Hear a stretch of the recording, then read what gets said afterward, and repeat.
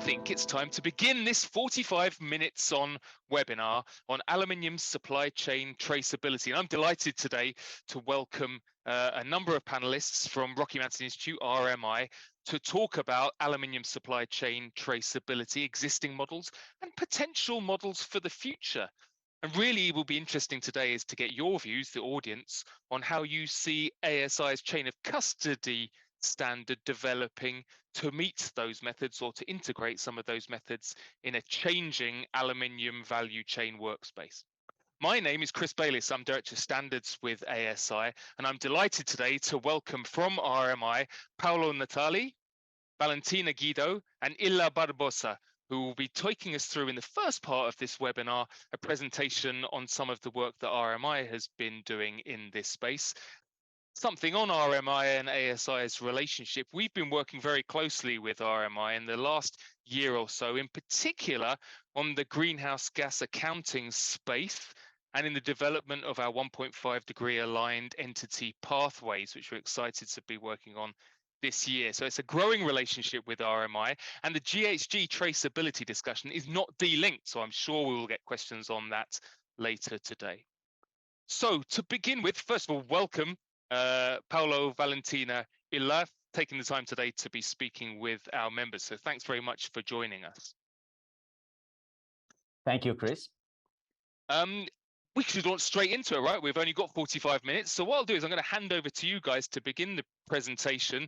And then if we get questions as we go through, we'll take those on the fly or maybe at the end as well. So I'm going to hand over to you and say, please take it away.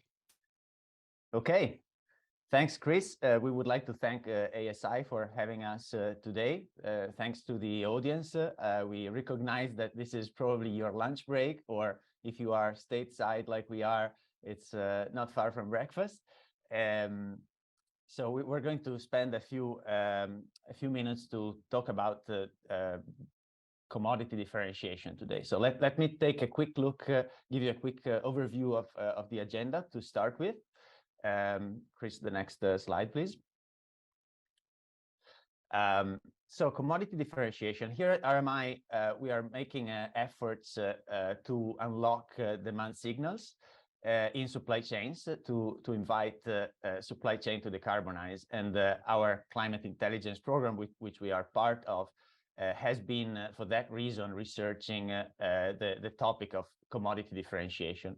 One of the key aspects of differentiation of a commodity, when the commodity is several tiers upstream of a final product, is how I trace the attributes of that commodity as they move down the chain. In other words, traceability. So we're going to spend time today on traceability. And we know that there is interest in the aluminum industry and within ASI in understanding how traceability happens, discussions on how to go beyond mass balance. We will be talking more in depth about that. And our intent today is to provide some independent insights on some of the implications of different chain of custody models that may be applicable here. So let's start from the beginning. Next slide. What is commodity differentiation? And before I let the team dwell more into the detail of what is commodity differentiation, I want to make you a quick example to illustrate some of the specific issues that we are going to talk about today. And I will not take an example from the aluminum industry. I am a long distance runner, and I've been running all my life. And one of the mechanics of it is I rotate running shoes, and usually I choose based on the specific performance of the shoes. It so happens that Adidas, a few years ago, I started launching a line of shoes called Adidas Parley. And the specific attribute of those shoes is that they are made from plastics that has been collected from the oceans. And I proudly wear, actually, I have my pair on today. I proudly wear them because of this connection to the attribute of being good for the environment because the plastic has been retrieved from the oceans. Now, the reason I bring this example here is that I like to think as a responsible consumer that the plastic of this very shoe here comes from the collection of plastics from the ocean. It's not a story of Adidas mixing it in the plants and maybe there's some plastic in it that is from the oceans and some of it is not. I take pride in thinking that what I wear every day actually has that attribute that comes and that has been traced all the way in the supply chain. So when you think of commodity differentiation, in some instances, this is what our research suggests, it's okay to think of it in more abstract terms and maybe disconnect the attribute from the actual product that I have in my hands. And in some other cases, the consumer would like to have that direct traceability. I will not disclose the actual terms because I don't want to spoil the rest of the discussion here. So just that, let's then have a bit of a discussion on what we are talking about when we talk about responsible commodities. And I will now hand over to Hylla to go more into depth in that. Over to you, Hylla. Thank you so much, Paolo. So as Paolo explained here, commodity differentiation really matters, as it allows people to make claims about specific products, whether it's manufacturers talking about their products or material, or consumers talking about their specific product that they're wearing. However, the point here is that the greatest barrier to this commodity differentiation is opaque chain of custody. Currently, a very few can claim that they know specific information on a product level. As an example is this survey where only about 1% of companies that were surveyed could claim that their products were conflict-free without any doubt. Another examples are reports denouncing human rights impacts of aluminum production in the international level. A lot of focus has been on GHG emissions, but we cannot forget the other aspects. They are extremely important, and that key actors are understanding that they don't have sufficient information. As it is not about the stakeholders not caring. We firmly believe that they do, but currently the market is operating in a way that it's making it very challenging to make product claims. And we also see key stakeholders or key actors shifting towards great action. So next slide, please, Chris.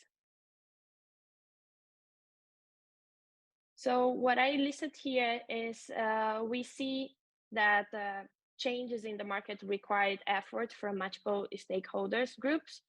And we are seeing that manufacturers are increasingly demanding sustainable sourcing through arrangements between business. We see that responsible mining firms and smelters are seeing opportunities to be rewarded for ethical production. Investors are seeking alignment with key sustainability goals. Regulators are demanding increased accountability from companies. We also see leading standard setters and associations recognizing the need for performance and chain of custody standards. And we also see commodity traders seeing an opportunity to diversify their offers, for example, LME passport.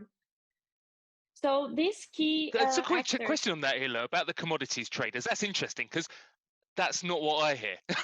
So in the discussions that we have within ASI, this idea that we need to engage the traders as the middle folk in the flow of this information, you know, from the producers to the consumers, that's kind of understood on the producer side and to some extent on the consumer side, but the traders themselves actually make their business generates from the fact that this isn't so transparent, that there is some opacity in the flow of these materials.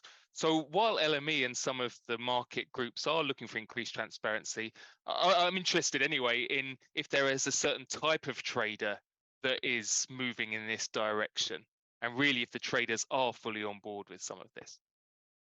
Yeah, I cannot say for them that they are fully on board on this, but we see some signals. For example, with the LME passport, they are actually starting with aluminum. So we see as a sign that it's an opportunity and there is an interest, or that will be a concrete platform that the market can use to share the sustainability information. So it's not that at least they are offering this opportunity that you can highlight specific information to differentiate your commodities. So it's more like a platform than they being 100% interest on board.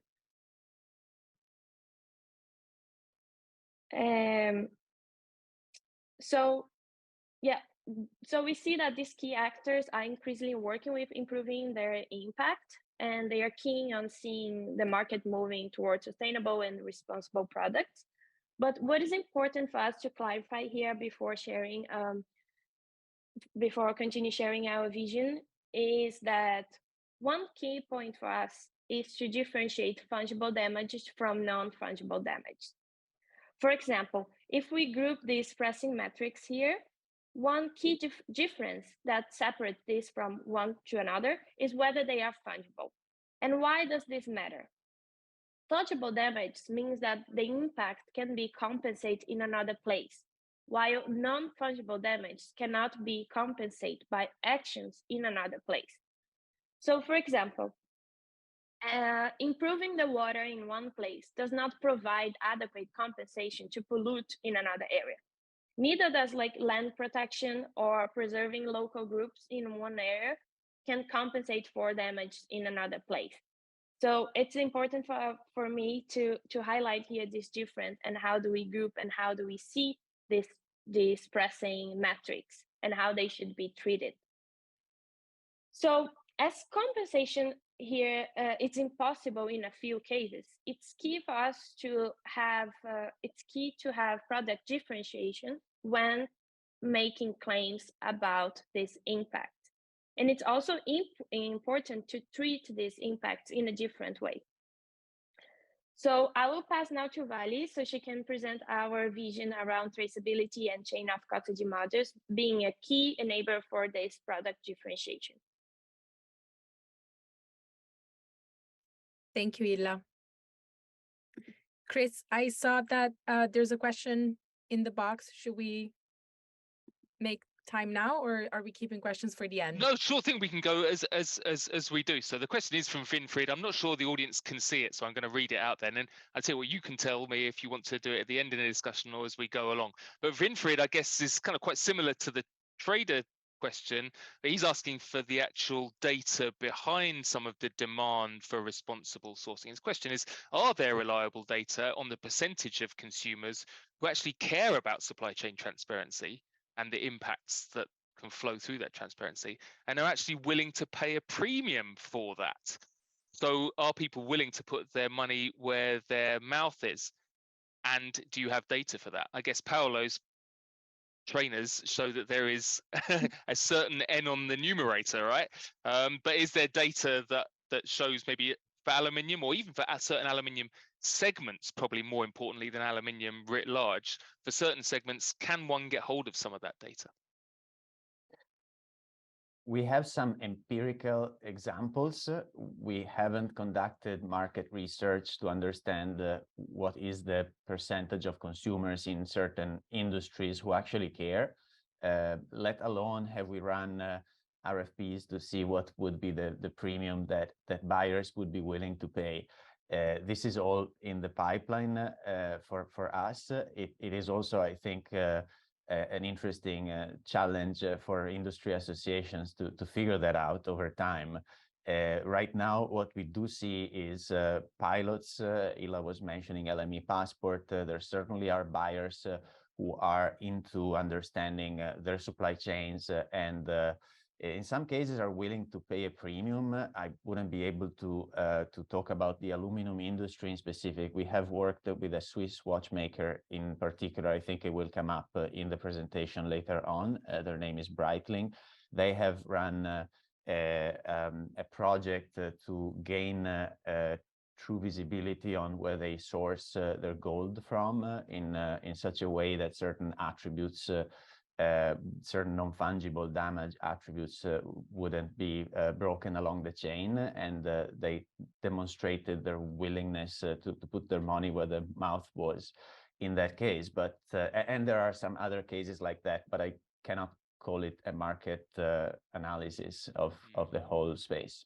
Maybe from the ASI's perspective, from the other direction, if we look at who is and what volumes of metal are flowing through our mass balance, admittedly, chain of custody, it's 25% of all the bauxite produced today in the world is chain of custody material after only a few years of certification or years of data. That goes down to about 15 to 20% of refining and smelting capacity or volumes flowing through. So there's clearly, if not, I'm not going to wear premium in there, but there's clearly a burden for the industry to achieve certification, right? So they're paying more to get that certification with an understanding, or at least an indication that there's going to be a market for that. That differentiation, even though it's mass balance, will exist in the future. And I say in the future because by the time you get to fabricated goods, it's only about 1% of global aluminium. So the producers, I think, are getting ready, but the signal is not yet flowing through fully from the downstream. Much more differentiated, different in different segments, but that's the difference, I think, is that signal isn't yet being shown clearly by the downstream, but that hasn't stopped the upstream from getting ready for that future market. Thanks for the question, Winfried. Valentina, please. Thank you all, and thanks for the question. Great, yeah, so I'm happy to continue illustrating our research and vision for supply chain sustainability, traceability with the next couple of slides. Thanks, Chris. Next one.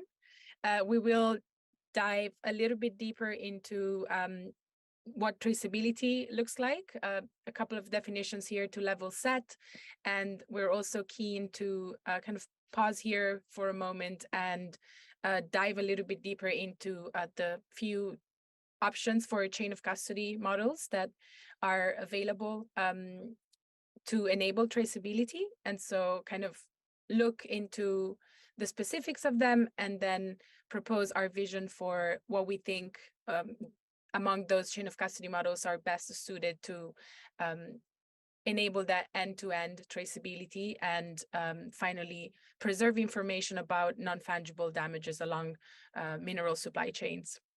And of course, that's a vision we're sharing mainly to hear the audience reactions and thoughts, and kind of we're curious, very curious to learn more about how that resonates with the audience. So again, traceability, just a definition here, it's the ability to verify the history of an item by means of documented recorded identification. And so again, that speaks to the need to preserve information as it travels down the supply chain. And chain of custody models are basically the approaches that can be taken to demonstrate the link between the verified unit of production and the claim that gets to be made about the final product as it reaches the market and point of sale. Maybe, Valentina, just as we go through today, as in the following slides, it's a question that came in before the webinar, actually, from one of our folk on, and looking at the audience, I can tell it's going to be of interest, is maybe to also weave in, and in the future discussion, is not just the history of the product into use, but then also the history of post-consumer or even in-use products as well. So in-use into the end of life and the scrap flow, which for the aluminium sector is extremely important and has a lot of, for us for the chain of custody, we have some specific models for that. So that scrap piece would be really interested to hear as well. Thank you. Yes, thank you, Chris, for that clarification. Great. So let me, before we jump into the chain of custody models. Let me, in the next slide, illustrate our vision for what chain of custody models we believe are suited to trace those non-fungible damages that Hylla was illustrating before. We are coming from the recognition that neutrality, so compensating for impact, might work well for embodied GHG emissions, which, as we illustrated before, are fungible, can be considered fungible damages. But we also recognize that consumers want and are increasingly demanding impact-free products and not impact-neutral ones. So that element of non-fungibility comes up here again and leads us to the question of what chain of custody models then are best suited for tracing non-fungible attributes and impacts along mineral supply chains. If we want to preserve information along the supply chain and get to a place where where companies can make claims that actually match the impact of the end product and the impacts that were generated along the supply chain as the product was got to the market. So with this question in mind, let's just, as I said, pause here for a second and look at the various chain of custody models, and then we are going to illustrate what we believe, based on our research, are the best suited models for sustainability traceability. And then we're happy to, again, open it up for discussion and hear some reactions from the audience. So in the next slide, we illustrate the two models that don't really enable physical traceability of inputs and outputs, and so don't really enable that physical correspondence between the inputs and the claims that gets to be made about the final product. Book and claim first comes to mind, as there is no correspondence at all between the physical inputs and the product's associated claims. This model ensures that for every purchase associated with a certified production claim, a product with those characteristics has been produced. But again, it doesn't enable that physical traceability. And this is a model that is best suited often for very nascent commodities. I think sustainable aviation fuels come to mind here because this model really provides an incentive to market participants to invest and produce more of those innovative, sustainable commodities, and so especially suited for emerging markets. And then the other model that we have already mentioned is mass balance, which allows mixing of certified and non-certified inputs, with the final output percentages being unknown. So in this model, the mixing of certified and non-certified outputs results in claims that are proportional to the original certified input. So claims on the final blended product reflect either the percentage of original certified input in each product or the percentage of products that can be deemed certified in each batch. So, for example, 33% of the output can carry a claim of fully certified, fully sustainable, fully responsible, or 100% of the output can carry a claim such as contains 33% of certified content in this graph that we have here on the right-hand side of this. But not for ASI, for those who are thinking. For us, it's only the former. Mm-hmm. You can only, it's not 33% of the whole. Individual batches are wholly COC material, chain of custody material, but of course that is the percentage output that reflects the percentage input, just for those on the call who are currently going through COC certification. Yeah, thank you for that clarification. We are aware of that, but yeah, important to highlight here.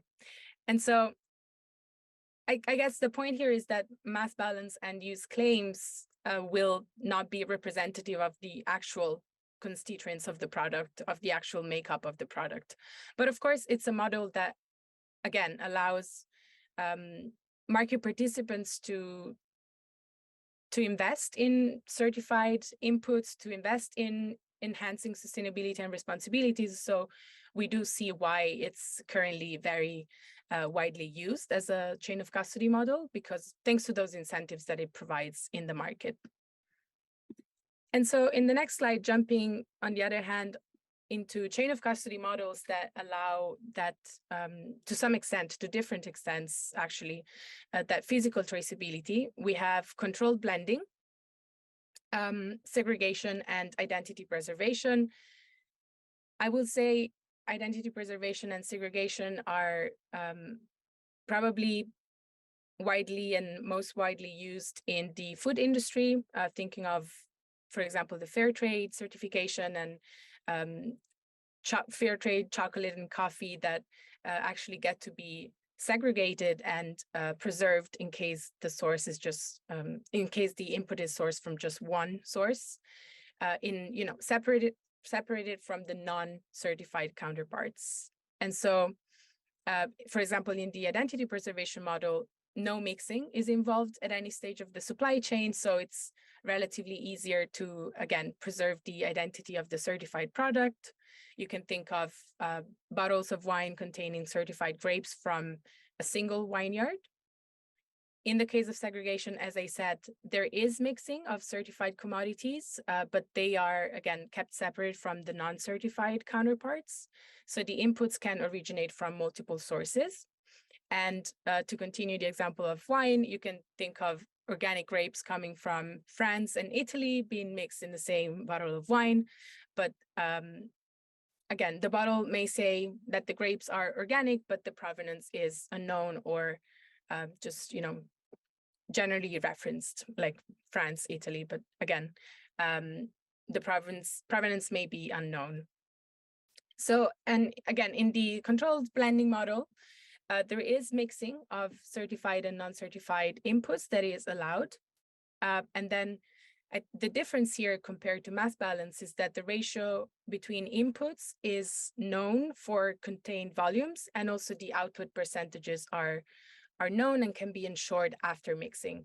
So each output contains a verifiable amount of 33% of material with specified characteristics, so certified sustainable, responsible characteristics. So at the end of the day, the claims that get to be made out of a controlled blending chain of custody model are true because the outputs are known. And by true, I mean there is a physical correspondence between the claim and the actual makeup of the product. And so with this framing in mind, in the next slide, we illustrate the models that we believe are best suited to trace non-fungible damages, keeping in mind that that physical traceability component here we believe to be really important. And so on the right-hand side, you'll see controlled blending, segregation, identity preservation. We believe those are models that are suited for tracing non-fungible damages and that can enable that physical traceability of inputs and outputs. So as you see here, there's that link between specific attributes and the physical makeup of the product. And on the other hand, mass balance and book and claim models, we believe are not currently probably the best suited models for enabling commodity differentiation because of that lack of physical traceability, by which the final claims will not really correspond to the components of the final product. I'm interested in you're talking about commodity differentiation, right? And these things, because you kind of can't de-link them.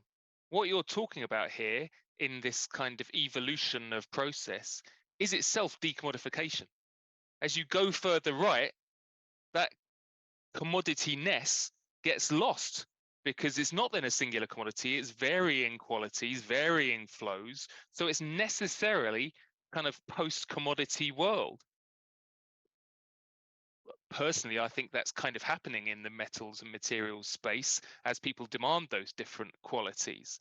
But is that what you're saying, that it is a decommodifying world with different strategic approaches to accessing these materials, different quality demands from different segments, and it's almost a necessary endpoint that you're going to see this rightward shift as the world decommodifies, or different parts of the world decommodify? Yeah, Big it's funny. philosophical question. No, it's funny you mentioned that word because it's a word that we often use inside the team. So we talk about decommodifying and then recommodifying. So I'm sure Paolo has more thoughts on that and can share more in detail. This is something Yes. that we've been talking about for a while. So I'm happy for him to share some more. I'm very happy to share more, especially because our marketing managers have banned me from saying decommoditization and recommoditization. Oh man, I bet it's so actually, I'm going to probably get an email after this. Sorry. if I have an audience that is receptive to this language, I'm totally keen on using it. So yeah, the thing is exactly as Valentina was explaining. We are, as you were saying, Chris, assisting to a decommoditization of commodity markets, because every buyer is interested in different types of attributes, and right now what happens is a very tailor-made situation where if you are lucky enough or large enough to be able to access a producer of a commodity directly, you may figure out a way to buy to specific specs that are tailor-made. That doesn't involve commodity markets and so on.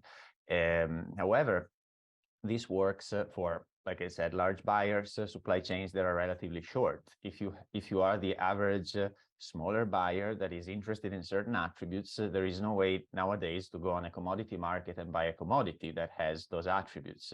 So hence the idea of the recommoditization. Maybe we're going in a direction where we need to figure out how to create product performance standards that become standards in a sense that there will be commodities traded along those standardized specs, and they will have a price. Then it will be easy to determine, to Winfried's question earlier, what will be the premium, because you will have a standard contract on LME that has, that is aluminum to a certain greenhouse gas emission specs.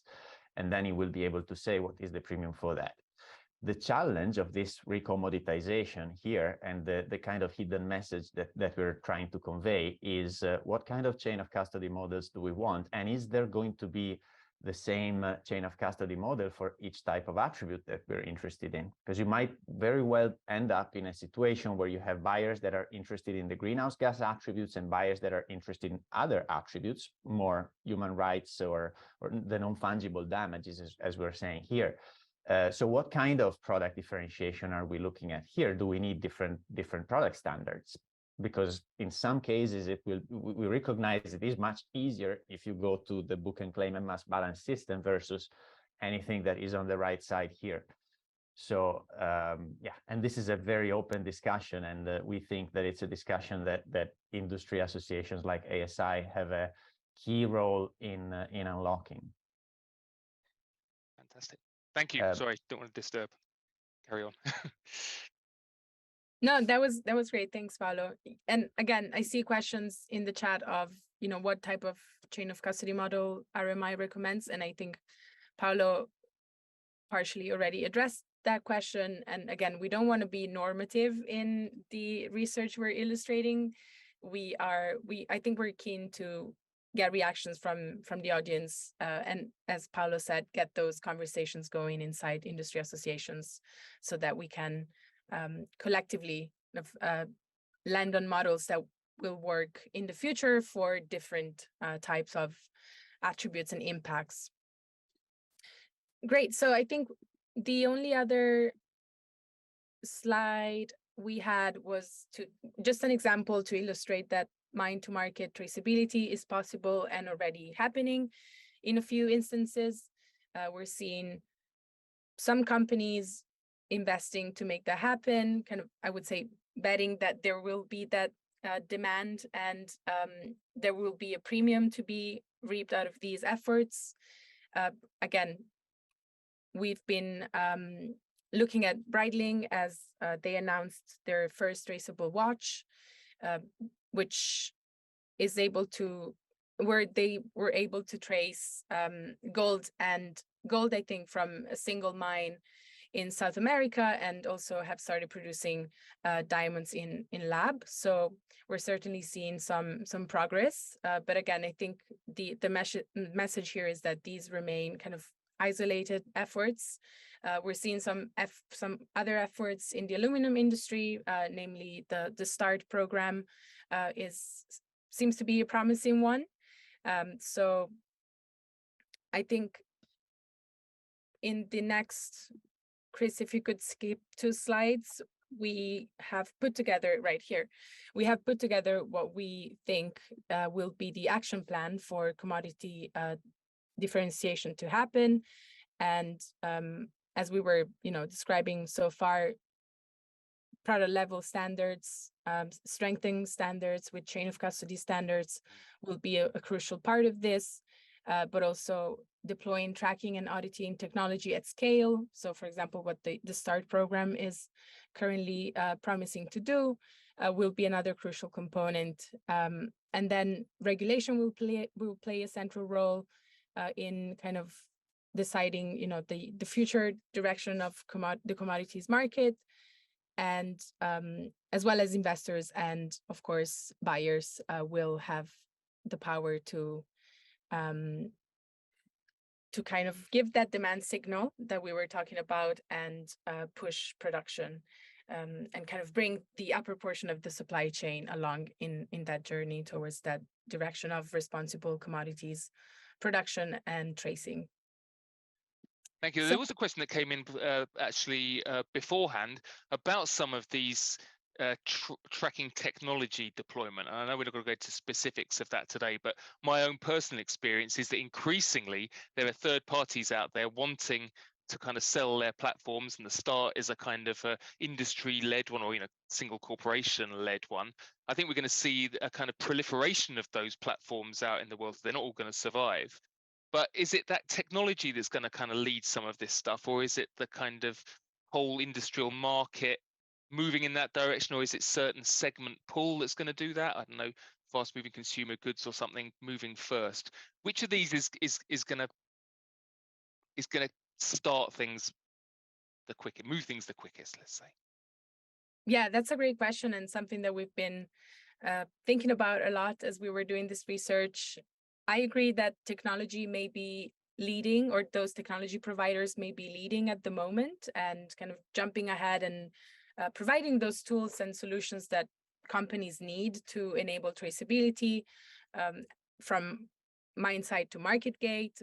But I think what we came to realize is that these solutions and these players will ultimately need to converge and cooperate more with standard setters, with regulators, and make sure that their solutions and their tools enable that traceability at a standard, I would say in a standardized way that then would lead to comparability and scaling, right? So we believe that without that standardization, without that standardized approach, it's very difficult to have comparability of information that's being traced in these solutions, which is an essential element to lead to differentiation. And then trust, I guess. I mean, there's another question that's coming from Winfried, which is about physically, with 2 ingots in front of you, you can't discern whether one was sourced through sustainable or non-sustainable according to your standards processes. Is the linkage between that material and the data that flows along with it, traceability data, and necessarily that's a function of the trust in the data flow situation, right? The traceability situation. I think, Winfried, there's a corollary in that, which is about price and about one's trust of the markets that help recognize the global price in there too. Trust, which is to some extent being eroded now as well. So how do we create trust? I mean, you could say the standards, that they're all kind of in place, but how do you truly get this trusted link between a physical product and the data that gives you a kind of a sustainability assurance?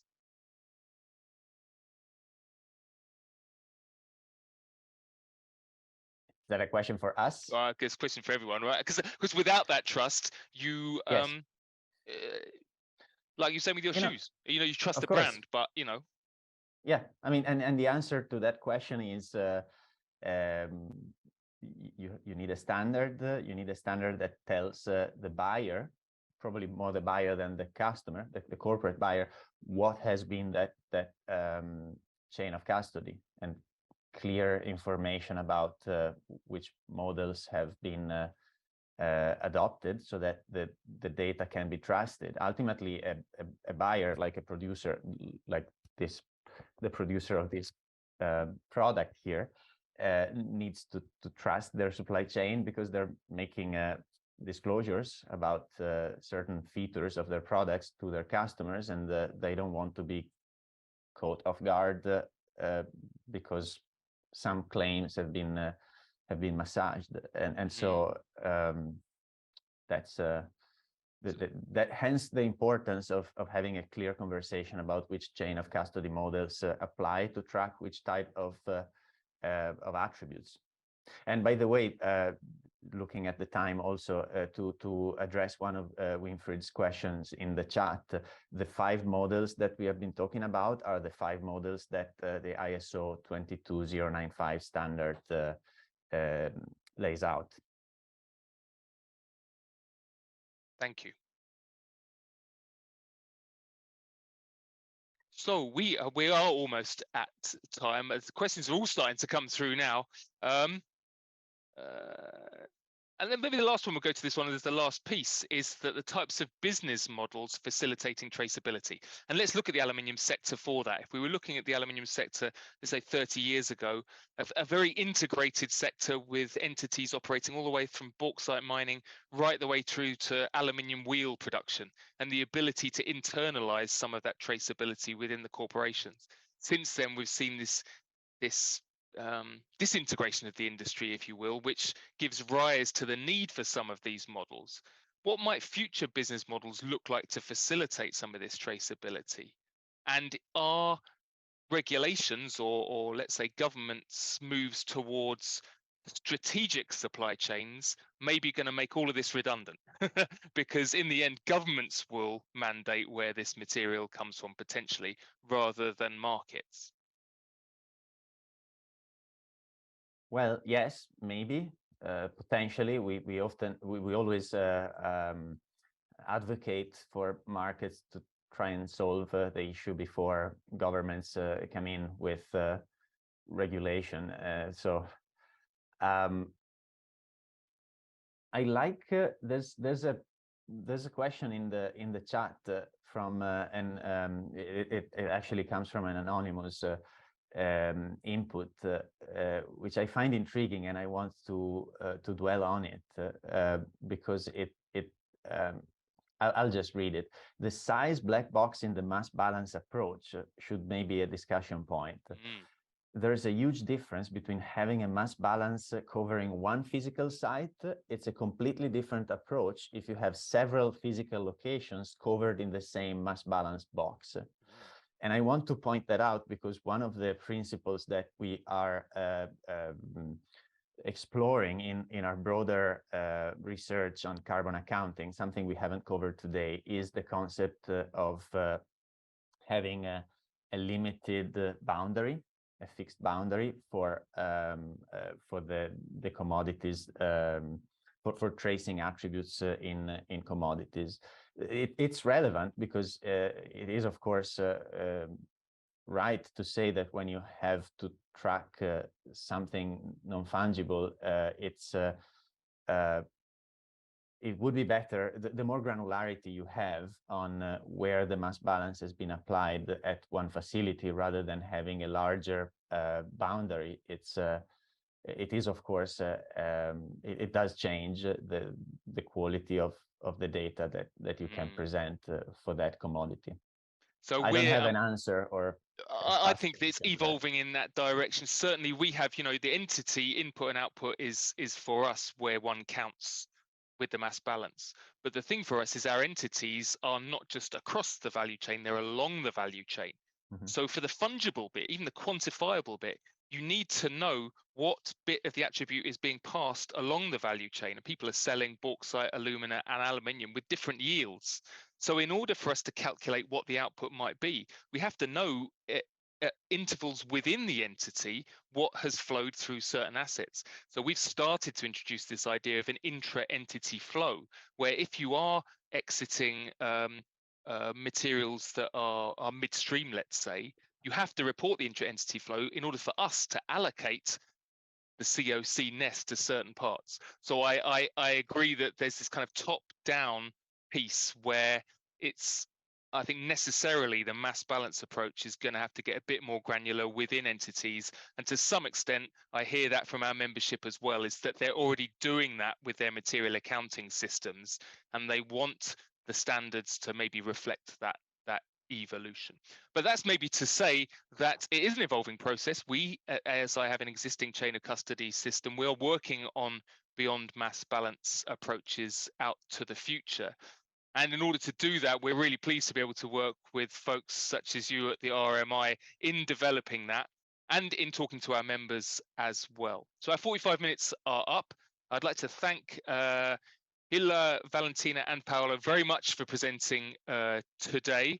We welcome you back again to talk maybe a little bit more detail. We've heard some questions on scrap, so it'd be great to talk about some of that in the future 45 minutes on. So thank you very much for joining us today. Thank you to our audience and also for your great questions, some of which we might be able to answer as a follow-up in written form as well. And I just want to remind people that on the 9th of May, it may not have been announced yet, but it's going to be happening. On the 9th of May, we will have a 45 minutes on looking at potential changes to our claims guide, including on-product claims. And in fact, that claims bit is what drives, I think, all of these chain of custody approaches, that ability to make a claim and for folks who are receiving that material to have assurance that the claim is true and verified. So please join us on the 9th of May for that. With that, thank you all very much, and I hope to see many of you again soon.